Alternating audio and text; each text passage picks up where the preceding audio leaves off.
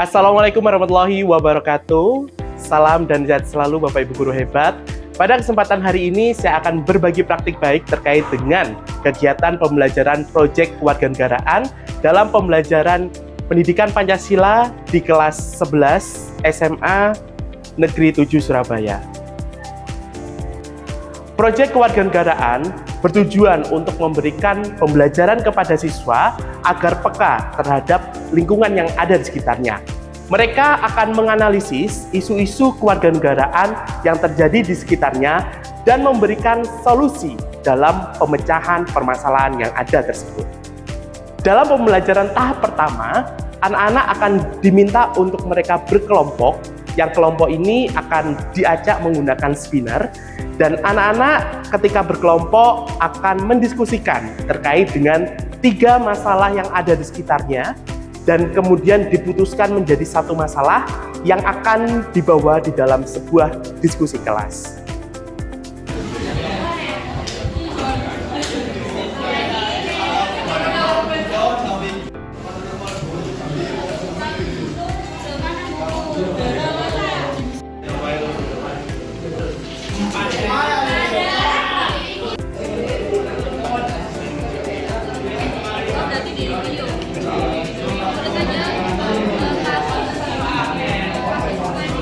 Tahap yang kedua, setelah anak-anak mendiskusikan secara kelompok kecil untuk memecahkan satu permasalahan yang setelah disepakati, kemudian akan dibawa ke dalam pembahasan lebih lanjut di dalam diskusi kelas.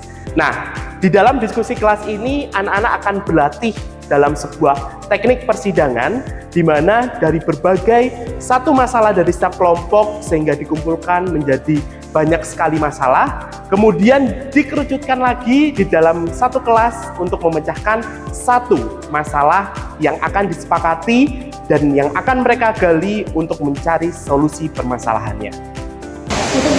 Assalamualaikum warahmatullahi wabarakatuh.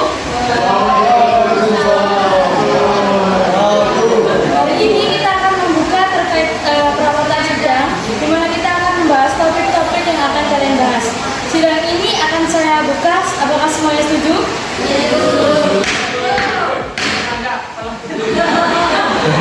Oke, tepuk tangan semuanya.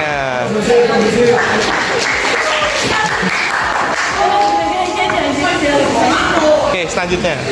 Selanjutnya dipersilakan untuk komisi 1 bisa mengutarakan pendapatnya terkait dengan topik yang akan dibahas oleh komisi 1. Untuk komisi 1 dipersilakan. Ketuknya 1 kali. Nah. Kita tidak sedang membahas komoditas biasa, kita sedang membahas tentang pokok stabilitas sosial, bahkan kelangsungan. Yang pertama adalah fakta kerahasiaan dan tak terbantahkan. Harga melonjak, cabai keriting naik 3,31%, telur ayam 3,4%, BPS tanggal 14 September 2025, lalu ada produksi telur yang merosot 1,62 juta ton pada tahun 2020, lalu 1,31 juta ton pada 2022, penurunan konsisten, artinya masalah struktural, bukan musiman. Lalu biaya pakan yang menghabiskan sekitar 68% ongkos produksi, harga jambu untuk kedelai naik, peternak tidak mampu bertahan, lalu pasokan cabai fluktuatif karena iklim, hama, gagal panen, dan harga juga menurun. Untuk dampak nyata akan disampaikan oleh yang kedua, yaitu dampak nyata dan harga berkurang. Pertama yaitu sistem telur. Sumber kenaikan murah naiknya harga anak kehilangan. Kalau misal anak-anak kehilangan gizi, berarti nanti stunting anak itu semakin tinggi dan juga sumber daya manusianya berkurang. Produktivitas bangsa menurun. Kalau ada cabai, pokok sebagai bumbu pokok, jika harga melambung, berarti pedagang kecil dan UMKM dengan inflasi makanannya bakalan naik, dan daya beli masyarakat juga akan turun. Inflasi pangan, inflasi kemiskinan, dan inflasi kemiskinan itu nanti yang akan menjadi bom waktu sosialnya. Harga bahan pokok yang nantinya akan menjadi bom waktu pada nantinya Selain itu juga sudah melibatkan stunting. Oleh karena itu, bisa kita lanjut ke komisi 4. Untuk komisi 4 dipersilakan. Rendahnya budaya berpikir ilmiah yang berdampak pada kualitas SDM di Indonesia sangat penting dibahas pada rapat DPR paripurna kali ini. Karena sebetulnya akar permasalahan dari komisi 2, 3, dan juga 4 itu akar permasalahannya jika saya lihat ini ada pada rendahnya berpikir ilmiah. Gitu. Untuk pembahasan selanjutnya akan dilanjutkan oleh teman saya, Lili. Berdasarkan yang saya tahu mengenai kesenjangan ekonomi, hal ini dapat terjadi karena rendahnya budaya berpikir rakyat Indonesia yang masih kurang secara ilmiah. Hal ini itu dapat menyebabkan rendahnya budaya. Setelah itu, pengelola keuangan juga jadi berkurang dan juga kita kesulitan untuk mengembangkan inovasi ekonomi.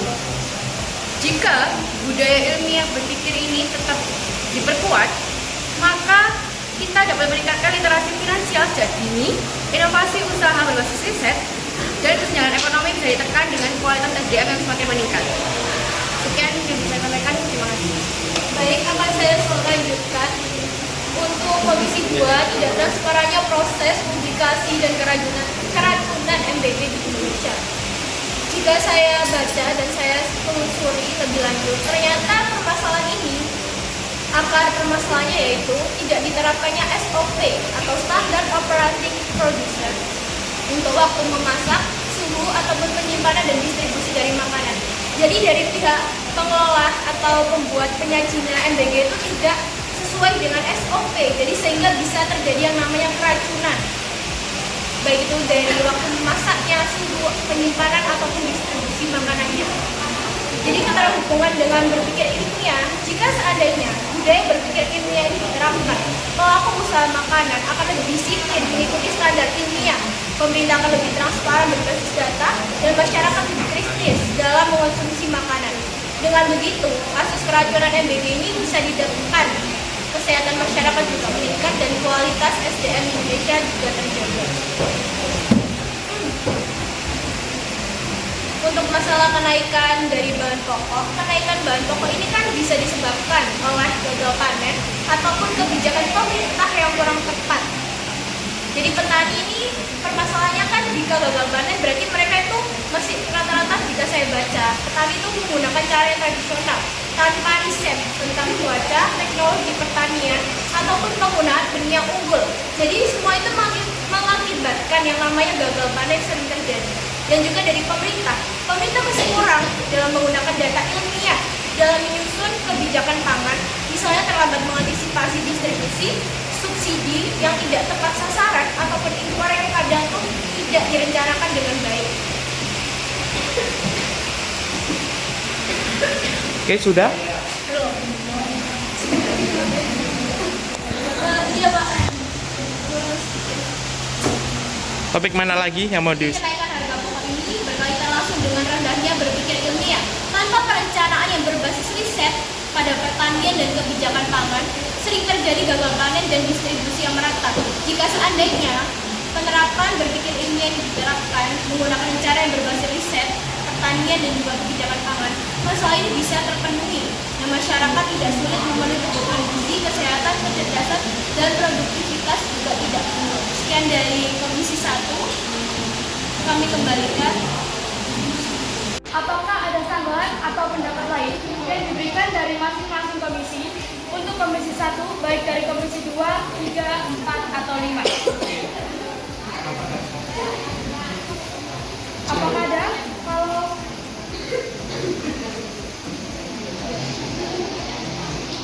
Tunjuk aja kalau... Baik, dari komisi 2, apakah ada sanggahan?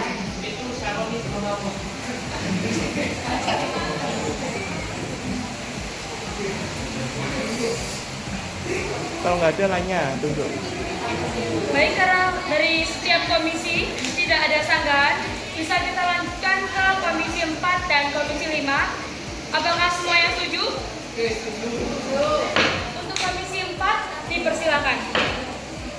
Tentang kesenjangan pendidikan, di mana Kesenjangan pendidikan ini memiliki beberapa faktor seperti infrastruktur yang tidak merata, seperti ketersediaan sarana dan prasarana pendidikan termasuk buku, laboratorium, akses internet yang tidak merata di seluruh wilayah Indonesia.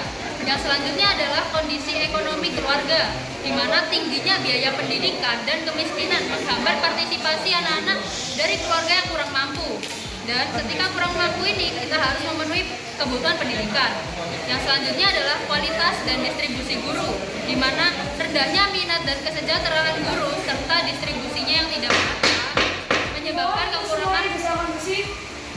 menyebabkan kekurangan tenaga pendidik berkualitas di daerah-daerah terpencil. Dan yang selanjutnya adalah kesenjangan gender, etnis, dan budaya, di mana anak perempuan di beberapa wilayah itu sering dianggap tidak perlu melanjutkan pendidikan, sehingga kesempatan mereka untuk belajar itu terhambat. Dan untuk akses teknologi, di mana keterbatasan perangkat digital, koneksi internet, dan listrik yang tidak stabil di daerah terpencil menyebabkan tertinggalnya kemampuan literasi digital siswa. Dan yang terakhir yakni pola pikir dan kurikulum, di mana rendahnya kesadaran masyarakat akan pentingnya pendidikan dan adanya perubahan kurikulum yang sering berganti juga itu mempengaruhi kualitas dan pemerataan pendidikan. Selanjutnya akan dilanjutkan oleh teman saya, Naya. Banyak yang berpendapat bahwa kesenjangan pendidikan di Indonesia sulit dicari karena faktor ekonomi, letak geografis, dan perbedaan fasilitas antar daerah. Namun, pendapat tersebut tidak sepenuhnya benar. Pertama, setiap anak memiliki hak yang sama untuk mendapat pendidikan berkualitas. Sebagaimana dijamin dalam UUD 1945 pasal 31. Jadi, pendidikan bukanlah sesuatu yang wajar diberikan, melainkan bentuk ketidakadilan. Kedua, teknologi saat ini sebenarnya bisa menjadi satu jembatan untuk mengurangi perbedaan akses dengan pemanfaatan internet, sekolah daring, dan penyediaan perangkat belajar. Kedua, di daerah terpencil pun bisa mendapat materi yang sama dengan siswa di kota besar. Yang ketiga, kesenjangan pendidikan justru lahir karena kurangnya pemerataan kebijakan dan pengawasan. Jika anggaran pendidikan digunakan secara efektif dan tepat sasaran, fasilitas sekolah di daerah terpencil dapat disetarakan dengan sekolah di kota besar. Oleh karena itu, kesenjangan pendidikan bukanlah kondisi yang wajar diterima, melainkan masalah yang harus diselesaikan melalui pemerataan fasilitas, peningkatan kualitas guru, serta pemanfaatan teknologi pendidikan. Terima kasih. Dilanjut oleh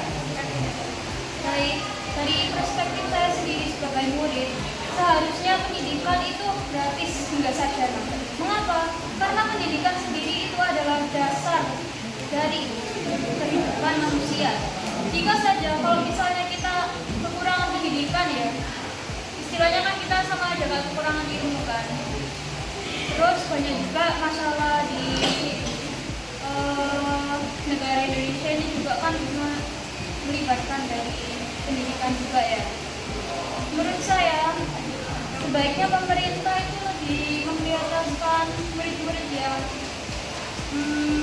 seperti kurang fasilitas pendidikan. Menurut data dari Badan Pusat Statistik BPS memperlihatkan bahwa tingkat pendidikan mayoritas BNI itu berusia 15 tahun hingga wajib belajar 9 tahun atau setara dengan tamat S1. Terima kasih. Sekian. Baik. Jadi, jika harga barang mempengaruhi petani dan produsen dibutuhkan karena mendapatkan pendapatan mereka meningkat. Margin keuntungan yang lebih tinggi ini memberikan tambahan yaitu yang pertama itu meningkatkan produksi. Petani termotivasi untuk menanam lebih banyak dan meningkatkan hasil panen untuk memaksimalkan keuntungan. Seterusnya ada investasi dan inovasi. Keuntungan yang didapat bisa digunakan untuk berinvestasi pada teknologi pertanian modern seperti bibit unggul, pupuk berkualitas, atau sistem irigasi yang lebih efisien. Saya akan bisa dilanjutkan dan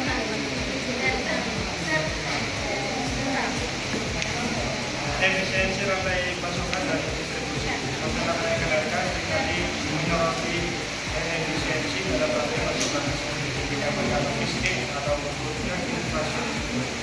Kondisi ini bisa mendorong pelaku ekonomi untuk mencari solusi yang lebih efisien, seperti mulai optimalisasi logistik, perusahaan distribusi akan memotivasi untuk memperbaiki rute pengiriman dan sistem logistik mereka agar bahan pokok bisa sampai ke konsumen dengan lebih cepat dan biaya yang lebih rendah. Pengurangan limbah pangan, mereka yang lebih tinggi membuat semua pihak dari petani hingga pedagang lebih berhati-hati dalam mengelola hasil panen dan stok untuk mengurangi kerugian.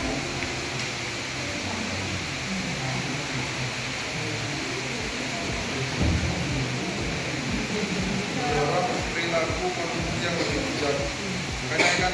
Kenaikan harga bahan pokok ketika menjadi pengingat bagi konsumen untuk lebih berhati-hati dalam pengeluaran dan konsumsi. Mengurangi pemborosan. Masyarakat cenderung lebih hemat dan tidak membuang makanan ketika harganya mahal. Diversifikasi pola makan. Konsumen bisa terdorong untuk mencari alternatif lain atau produk lokal yang harganya lebih stabil, sehingga mengurangi ketergantungan pada satu jenis bahan pokok saja. Peningkatan urban farming, kenaikan harga bisa memotivasi masyarakat untuk menanam sayuran atau tumbuhan sendiri di rumah, misalnya melalui urban farming yang tidak hanya menghemat. Tadi kan Sorsi sudah bilang bahwa katanya kenaikan harga pangan dikarenakan petaninya kurang berpikir secara ilmiah, banyak menggunakan cara tradisional tanpa riset tentang cuaca.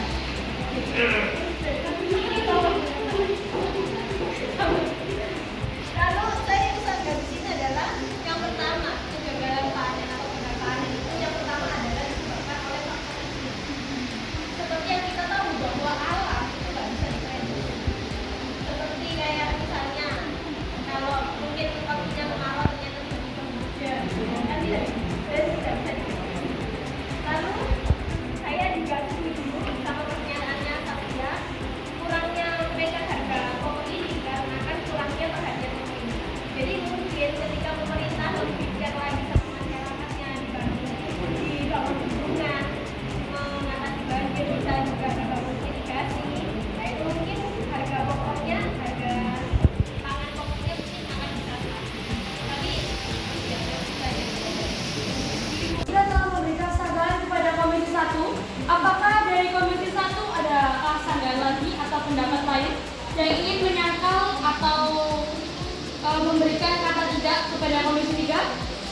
Oke, baik, karena Komisi 1 ingin memberikan sanggahan lagi. Apakah semuanya setuju untuk memberikan kesempatan kepada Komisi 1 untuk melakukan sanggahan? Baik, dari Komisi 1 dipersilakan. Soal cuaca atau faktor alam yang tidak bisa diprediksi. Benar, saya setuju.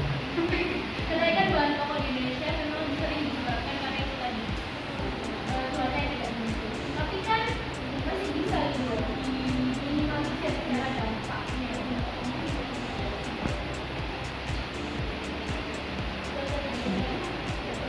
Minimalisirnya gimana? Alam orang banjir bandang terus. Kan ada sekarang teknologi tadi setelah saya baca jadi digital benar. Jadi ada itu kan termasuk juga hasil rekayasa manusia dalam berpikir ilmiah.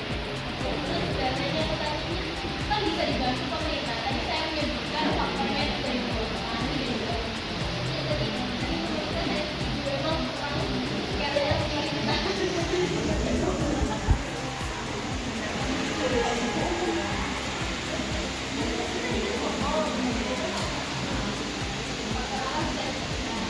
Tapi apakah itu nanti tetap ya, apakah bisa menyediakan tempat atau buat pertanian? Bisa berpikir. Baik, karena dari Komisi 1 telah selesai, bisa kita lanjutkan. Apakah ada sanggahan lain dari komisi, dari masing-masing komisi? Baik, karena dari Komisi 2 ingin menyanggah, apakah semuanya setuju? Baik, untuk Komisi 2 dipersilakan. Jadi di sini saya mau menanggap mengenai tadi Komisi 1 kan bilang ya bahwa di MBG ini tidak ada SOP. Sedangkan sebenarnya SOP itu sudah ada bahkan dilakukan di bawah Kemenkes atau Kemenkes yang mengeluarkan alias Kementerian Kesehatan. Namun di sini yang mau kita tekankan mengenai MBG ini, di mana regulasinya itu termasuk dengan proses publikasi dan bagaimana akhirnya itu bisa diantarkan kepada para siswa. Dan tadi Komisi 1 juga menjelaskan di mana akar dari semuanya itu adalah mengenai budaya ilmiah. Menurut saya budaya ilmiah ataupun berpikir ilmiah ini memang penting tentunya. Tetapi jika tidak dibarengi dengan ilmu, keterampilan ataupun moral, itu untuk buat apa? Karena jika ya memang SDM Indonesia ini tinggi karena berpikir ilmiahnya juga tinggi, tetapi mereka tidak memiliki moral ataupun tidak memiliki keterampilan yang dibarengi dengan hal itu, pastinya akan banyak hal seperti korupsi, lalu juga kebohongan-kebohongan lainnya. Jadi menurut saya itu bukan suatu akar masalah yang kuat untuk melandasi Komisi 2 atau masalah Komisi 2, yaitu tidak transparannya MBG di Indonesia, seperti itu. Selanjutnya dijelaskan anggota yang lain. Baik, saya ingin melanjutkan dari yang sudah dijelaskan oleh teman saya, Sabita, bahwa benar karena rendahnya kualitas berpikir itu bukan menjadi salah satu faktor yang memperkuat, tetapi jika ada budaya berpikir yang rendah, bisa jadi salah satu faktor yang tidak sesuai. Tetapi kalau sistem publikasinya jelas, transparan, dan diawasi dengan ketat, risiko keracunan yang bisa ditekankan walau ada oknum yang lalai itu akan lebih terpaku, lebih merata. Jadi semua orang akan tahu, tidak hanya dari akal mereka aja, tidak dari pikiran. Kemudian ada juga dampaknya. Keracunan MBG itu akan langsung mengancam kesehatan masyarakat, bahkan nyawa mereka. Maka dari itu, kalau semua hal selalu dikembalikan ke rendahnya budaya berpikir dunia, maka kita akan menutup mata terhadap perbaikan sistem yang nyata. Faktanya, negara dengan budaya ilmiah tinggi pun masih bisa mengalami kasus keracunan makanan dengan sistem publikasi dan pengawasan yang tidak transparan. Jadi, transparansi adalah faktor kunci yang tidak bisa dikesampingkan. Sudah, ada tambahan? Sudah. Baik, sekian dari Komisi 2. Karena menurut mereka, berpikir ilmiah bukanlah menjadi landasan dari setiap topik atau masalah-masalah yang ada. Oleh karena itu, sekarang mari kita menentukan atau mendiskusikan untuk menentukan satu topik yang akan kita bahas secara bersama di setiap masing-masing komisinya.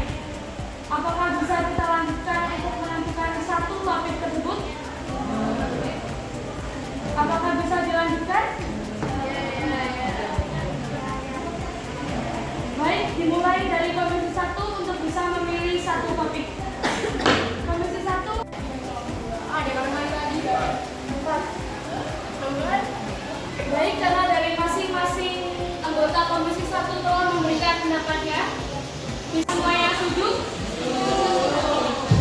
Untuk makan. Oke, Komisi 2 silahkan. Setiap orang mempunyai hak suara ya.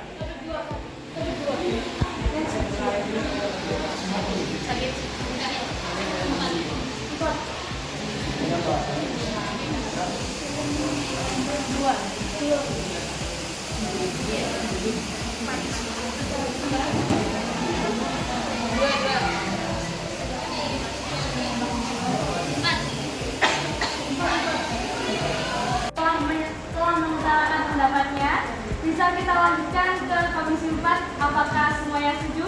Ya.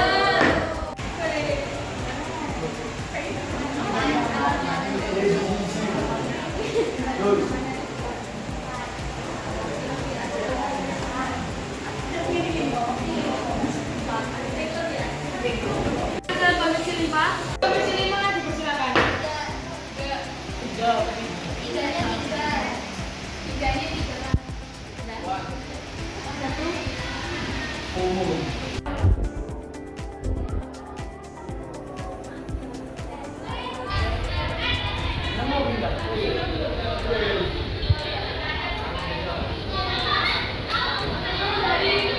Menentukan topik yaitu tunjangan pendidikan. 3 kali. Oke.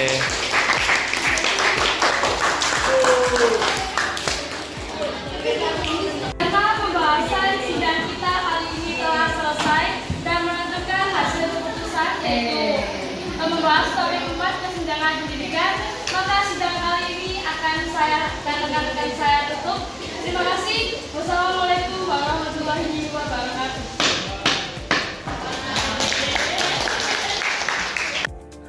Di tahap yang ketiga, setelah anak-anak merumuskan satu masalah yang disepakati bersama di dalam kelas, selanjutnya anak-anak akan dibagi ke dalam 4 kelompok ahli. Kelompok ahli yang pertama bertugas untuk mengidentifikasi masalah, kelompok ahli yang kedua bertugas untuk mengevaluasi kebijakan, kelompok ahli yang ketiga bertugas untuk mengusulkan kebijakan, dan kelompok ahli yang keempat bertugas untuk membuat rencana aksi. Nah, hasil itu semua akan dirancang oleh anak-anak dalam sebuah poster ataupun mading, sehingga tujuannya hasil dari pembelajaran ini bisa dinikmati oleh banyak kalangan. Assalamualaikum warahmatullahi wabarakatuh. Waalaikumsalam warahmatullahi wabarakatuh. Selamat pagi semuanya. Perkenalkan, kami dari kelompok 1 PKN akan mempresentasikan hasil wawancara yang telah kami lakukan pada hari Senin tanggal 13 Oktober 2025 kepada Ibu Heni selaku penjaga Kopsis, perwakilan kelas 11 dan juga perwakilan kelas 12. Namun sebelum itu, tak kenal maka tak sayang, dimulai dari saya. Perkenalkan, nama saya Sofia Putri Ramadhani, nomor absen 27, dan rekan saya Dari Zarrati Kusuma, nomor absen 11. Saya Niko Mamoyete Pratiri, absen 2. saya Ristianti absen 2. Saya dari Kepartel absen 13. Saya dari kampus Rawai Pada absen 32. Saya dari Samaranda absen 25. Berdasarkan hasil wawancara yang telah kami lakukan pada hari Senin tanggal 13 Oktober 2025 kepada Ibu Heni selaku penjaga Kopsis, perwakilan kelas 11 dan perwakilan kelas 12, dapat disimpulkan bahwa Bahwa sekolah telah memiliki sarana dan prasarana yang mendukung kegiatan belajar mengajar, meskipun terdapat beberapa kekurangan dalam pemeliharaan dan pemetaan fasilitas. Sebagai besar responden, menilai bahwa sekolah cukup ramah terhadap keluhan fasilitas yang rusak. Namun, proses perbaikannya terkadang bergantung pada ketersediaan anggaran dan waktu. Dalam hal pemeliharaan, upaya sudah dilakukan, tapi belum sepenuhnya runtuh dan menyeluruh. Dari sisi transpirasi penggunaan dana, sebagian siswa merasa sekolah sudah cukup terbuka. Namun, masih ada harapan agar informasi keuangan dapat lebih licin dan mudah diakses.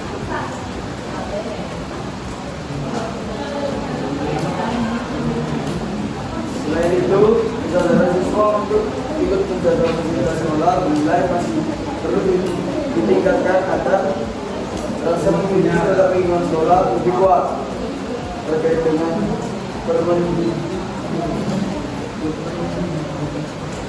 Permendikbudristek nomor 22 tahun 2023 sebagai besar kebutuhan dasar seperti ruang kelas, lab kimia, dan toilet sudah tersedia, tapi lab komputer, video, dan fisika masih perlu pembaruan.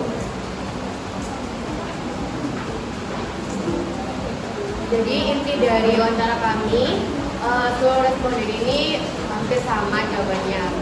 Yang dimana sebenarnya prasarana dan sarana sekolah ini sudah memenuhi UUD nomor 22 tahun 2023 mengenai sarana dan prasarana sekolah. Hambatannya? Iya, Hambatannya? oh ya, sebelumnya ada bertanya. Hambatan. Oh, hambatan. Tadi katanya laptop, lab fisika. Oh ya, itu pembaruan dari transparansi data itu. Nah, menurut kelompok kalian itu harus diapakan lab fisika sama lab komputernya? Untuk saat ini dari sekolah sudah ada pembaruan, itu sudah ada renovasi yang sudah dimulai dari beberapa bulan yang lalu. Harapannya setelah direnovasi? bisa digunakan lebih baik. Iya. Sudah. Sekian yang bisa kami sampaikan. Kurang lebihnya mohon maaf. Kami tutup. Wassalamualaikum warahmatullahi wabarakatuh.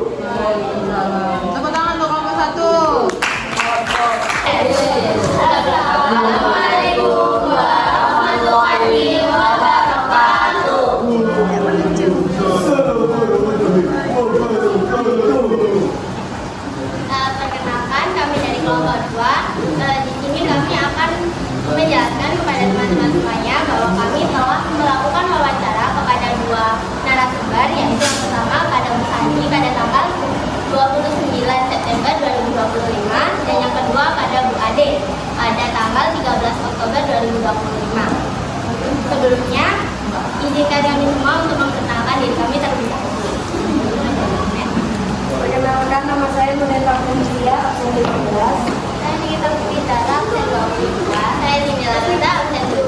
Saya Zabina absen 35. Saya Nasra Fikradara absen 20. Saya Muhammad Yusuf absen 16. Saya Muhammad Yusuf absen 12. Saya Nizamidan absen 2. Saya Muhammad Abdullah absen 22.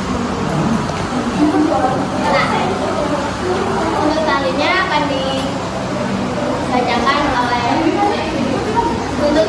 akan dibacakan pertanyaan kepada Bupati oleh teman saya Maulana. Jadi kita memilih yang pertama adalah Bu Senti kita selaku Kepala Perpustakaan SMA Negeri 7 Surabaya. Jadi di sini kita ada beberapa pertanyaan tentang fasilitas sekolah, yaitu yang pertama, apakah fasilitas perpustakaan yang ada di SMA Negeri 7 Surabaya sudah memadai? Yang kedua, di SMA Negeri 7 ini apakah sudah terlaksana perpustakaan digital? Yang ketiga, apakah perpustakaan digital seperti di SMA Negeri 7 ini sudah menyambung di sekolah lain atau hanya lagi?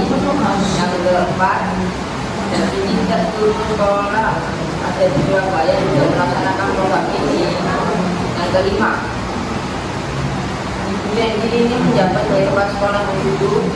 Kira-kira apa saja program semuanya yang Ibu lakukan untuk membangun perpustakaan di Surabaya menjadi lebih maju?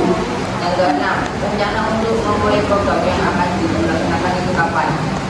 Baik, menurut Bu Sandy, bahwa fasilitas di perpustakaan yang merupakan salah satu prasarana di sekolah sudah cukup baik. Dan menurut kami, pernyataan tersebut sudah terbukti karena dari data kunjungan siswa semakin hari minat bacanya semakin banyak dan semakin bertambah. Baik, dilanjut. Dan selanjutnya Bu Abdul Artistik Anurani Buri Arif Disuni tentang tunjangan pendidikan. Bagaimana sekolah menjamin semua siswa mendapatkan kesempatan belajar yang sama? Dan bagaimana sekolah mengembangkan pemberian antara siswa dan yang dulu bela negeri? Apa upaya kegiatan siswa kurikulum dan juga inklusif bagi semua siswa? Selanjutnya yang saya Menurut Bu Ade, pelaksanaan kebijakan di lapangan sudah sesuai. Dibuktikan melalui pemantauan sistem data rapor, asesmen semarik, catatan wali kelas, koordinasi dengan guru BK. Sedangkan pada aspek finansial, sekolah juga bekerja sama dengan komite sekolah dan pihak eksternal dalam pemberian bantuan seperti program Indonesia Pintar atau PIP, beasiswa atau subsidi kegiatan sekolah. Berdasarkan hasil wawancara dengan Bu Ade, beliau mengatakan kesenjangan belajar sering muncul karena perbedaan latar belakang keluarga, hubungan belajar di rumah, serta motivasi individu. Dan menurut kami, hambatan mengenai fasilitas di sekolah kami mengacu pada kurangnya ketersediaan komputer dan tempat lab komputer yang belum dibangun kembali. Kesimpulannya dari pelaksanaan materi pendahulu mereka itu mengenai hambatan yang ada mengenai fasilitas yang ada di sekolah kami. Lalu dari kesimpulan-kesimpulannya dapat dari wawancara dari Sati dan juga Bu Ade, kita sama-sama menyatakan bahwa fasilitas itu sudah sesuai, namun ada beberapa fasilitas dari sekolah kami yang memang itu belum cukup terpenuhi, seperti lab fisika, biologi, dan juga lab komputer. Sebenarnya lab komputer ini sudah tersedia di sebelumnya, namun lab komputer kita sudah tidak ada karena digantikan oleh kelas.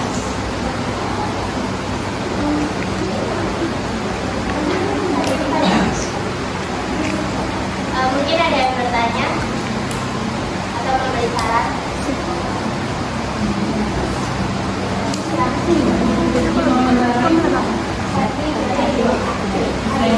Nah, kalau dari Bu Sandy kan pendapat kalau sekolah kita ini sudah cukup untuk para masyarakat.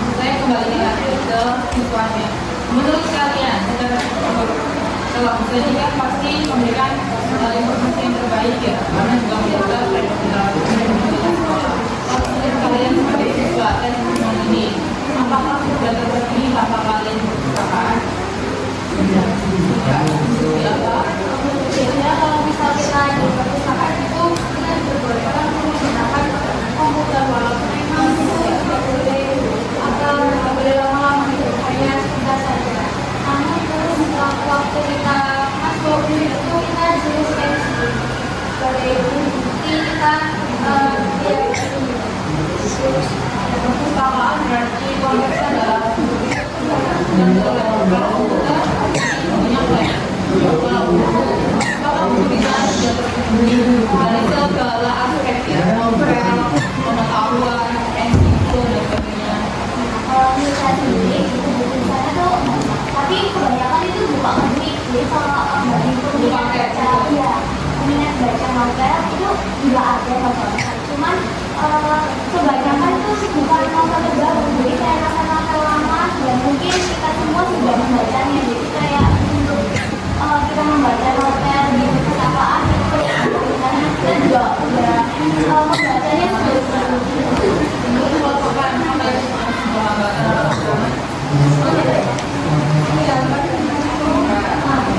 tapi waktu wawancara kalian tidak berani menyatakan seperti itu ini tidak berani atau lupa? kalau kita bertanya ke pemerintah juga tentang pengalaman perasaan. Jadi lupa kita ambil kelompok 2 ya, semoga wawancaranya nanti Dewan Budaya ya udah itu mana tepuk tangan kelompok 2.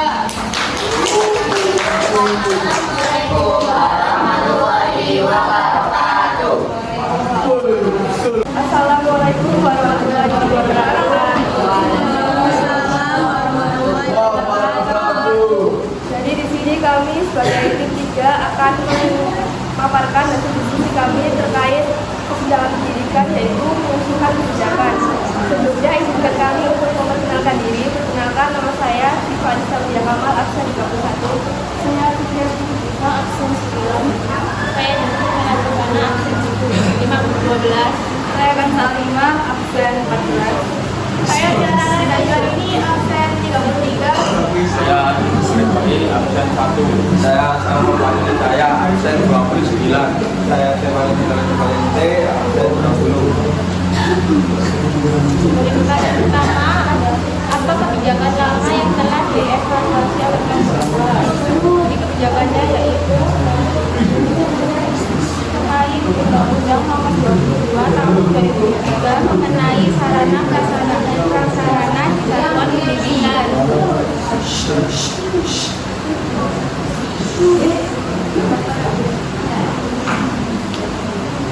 Kedua, apa masalah utama yang perlu dilakukan adalah evaluasi dari kebijakan lama. Karena pendidikan teknologi masih kurang, tentunya penggunaan alat komputer tidak berjalan dengan baik, tidak berjalan dengan pendidikan.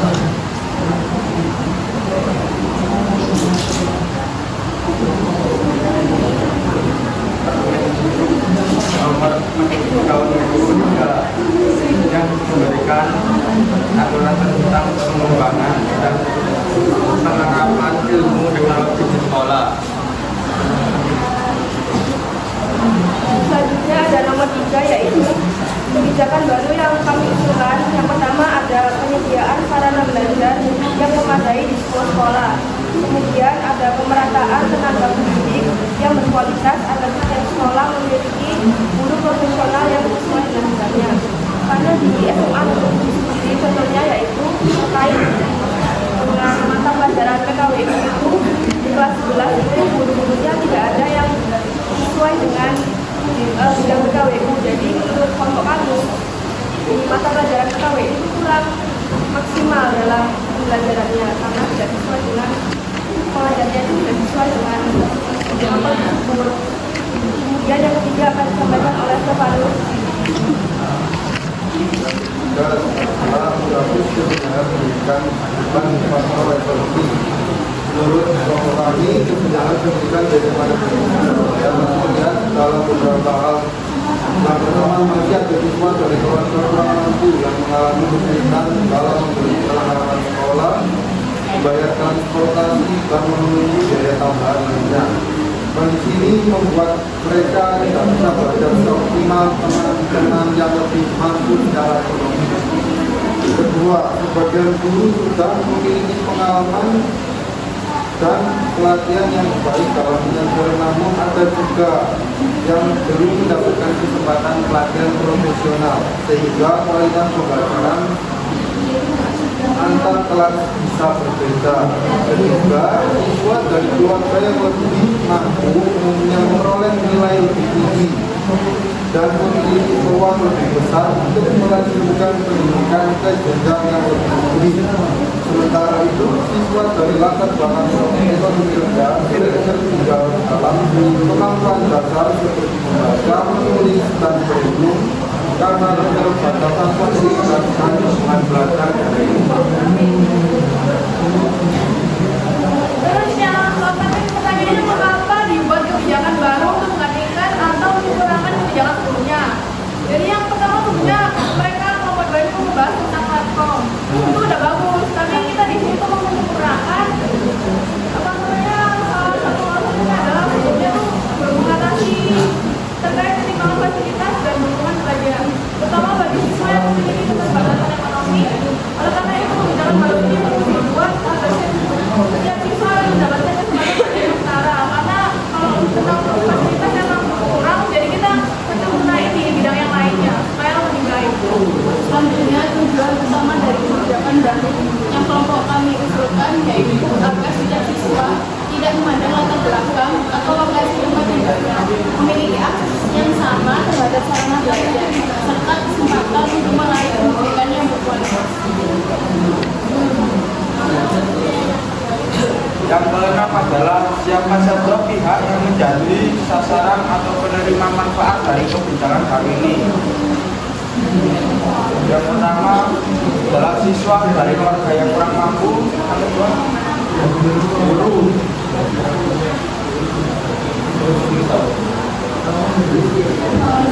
hanya ada siswa dari keluarga yang kurang mampu dan guru. Yang selanjutnya yang terakhir adalah bagaimana kebijakan baru ini akan memberikan perubahan atau perbaikan dari kebijakan lama. Jadi kebijakan baru ini akan memperbaiki sistem pendidikan dengan menyediakan suasana belajar yang memandai dan menerapkan tenaga pendidikan profesional agar kualitas pendidikan menjadi setara di seluruh Indonesia. Mungkin ada yang menambahkan atau bertanya? Enggak ada, saya adalah ya. Jadi terkait tenaga kependidikan atau guru yang dikatakan PKW itu kadang tidak sesuai bidangnya ataupun di sini juga SPDP tidak sesuai bidangnya. Saya mau tanyakan, sebelum saya tanyakan, saya izin untuk menyampaikan sebuah keadaan yang sebenarnya bagaimana ya. Kita khususnya Jawa Timur itu kurang guru. Dan sekolah kalian sendiri tahun ini itu ada 6 guru yang pensiun. Tahun depan ada 8 guru yang pensiun. Terus untuk mendatangkan guru baru itu tidak semudah yang dibicarakan. Semua harus ada proses P3K, sekarang harus ada PPG dan lain sebagainya. Dan kondisi di lapangan guru itu sekolah itu sangat kekurangan guru.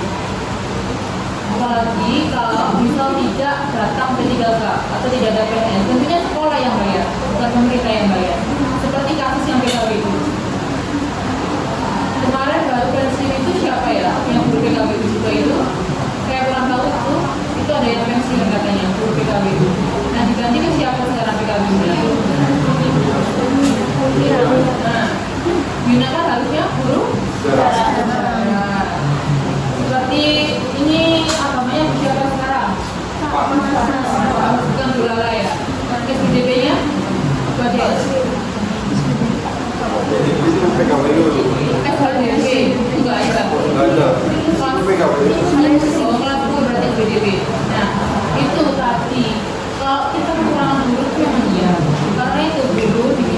pejabat untuk apa? Jadi yang negara juga PKWU, yang agama kayak badan juga SPDP.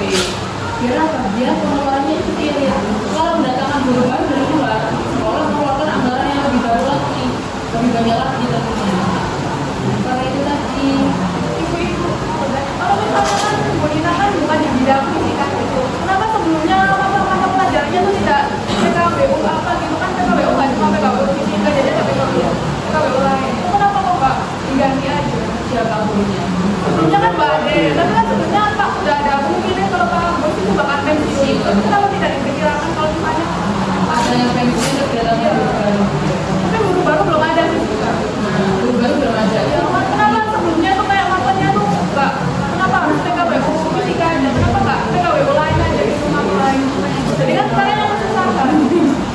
Itu tadi saya bukan karena saya yang menjawab ya, karena kan dari dinas sekolah ini juga sudah mengajukan ke dinas, Pak ini kita kekurangan guru, tapi dari dinasnya, dari pusatnya yang tidak menyetorkan guru ke sekolah ini. Dan sekarang kalau misal menunggu dari dinas kok, kan nggak ada guru, PKW, SPDP, kan nggak ada guru yang masuk kalau harus sesuai bidangnya. Kalau maksud saya tuh kayak sesuai sama kayak kenapa harus fisika nggak PKWU yang lain kan doang kan nggak cuma fisika doang.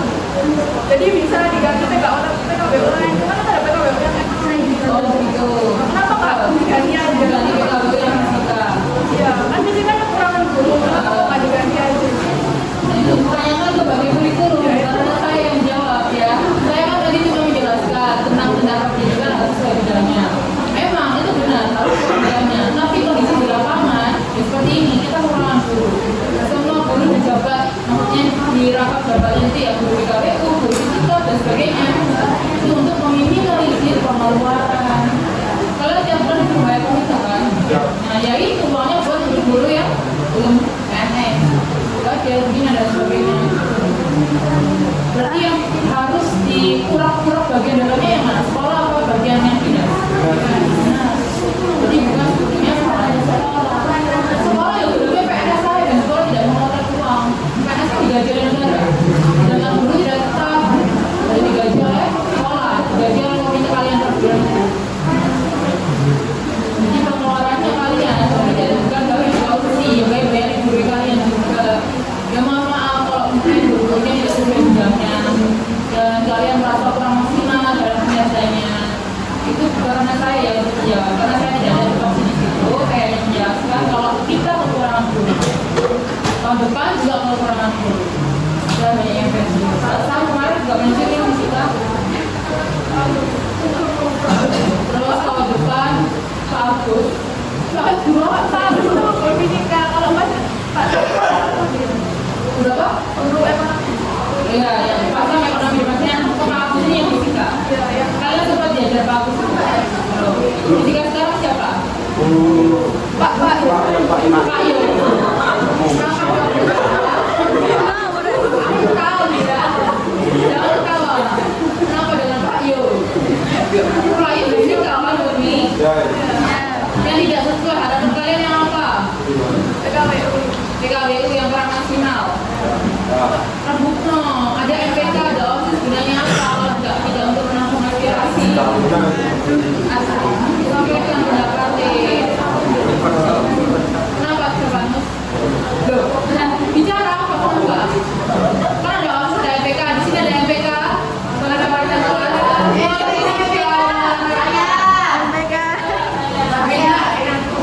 Nah, itu MPK. MPK kan permusyawaratan kelas, jadi mewakili kelas kalian itu DPR-mu. Sampaikan ke kepala, ke presiden sekolah ini. Kalau MPK cuma digawe pajangan, masih digawe pajangan toh, ya tidak berfungsi demokrasi di sekolah ini. MPK tidak ada ininya, tidak ada kayak apa survei keliling apa yang harus disampaikan. Tidak ada kan seperti itu. Ya, aku sebenarnya dari nanti semoga sekali lagi kebijakan baru lebih baik bisa maksimal. Ada yang ditanyakan lagi dari kelompok 3 apa yang diperlukan lagi? Guru, terus mana? Guru saja. Nanti tak usahakan, tak sampaikan Pak PKW-nya kalau bisa sesuai sama bidangnya.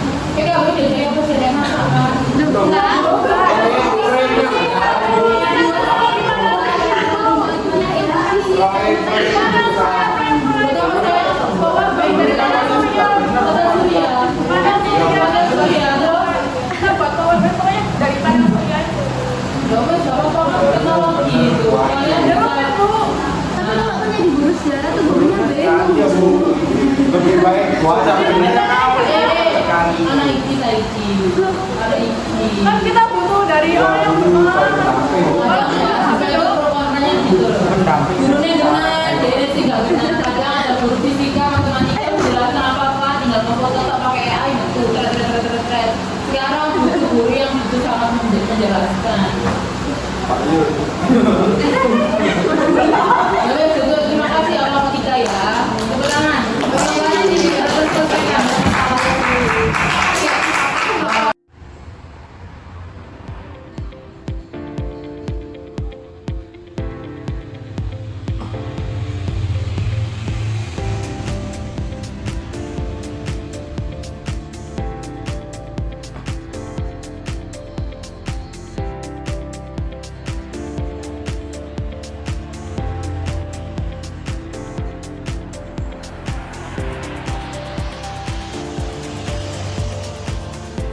Bagaimana Bapak Ibu, menarik kan proyek pembelajaran kewarganegaraan ini? Nah, Bapak Ibu bisa implementasikan langsung di sekolah Bapak Ibu mengajar, sehingga anak-anak bisa menjadi seorang warga negara yang aktif untuk memecahkan berbagai masalah-masalah kewarganegaraan yang ada di sekitarnya. Sekian dari saya, kurang lebihnya mohon maaf. Wassalamualaikum warahmatullahi wabarakatuh.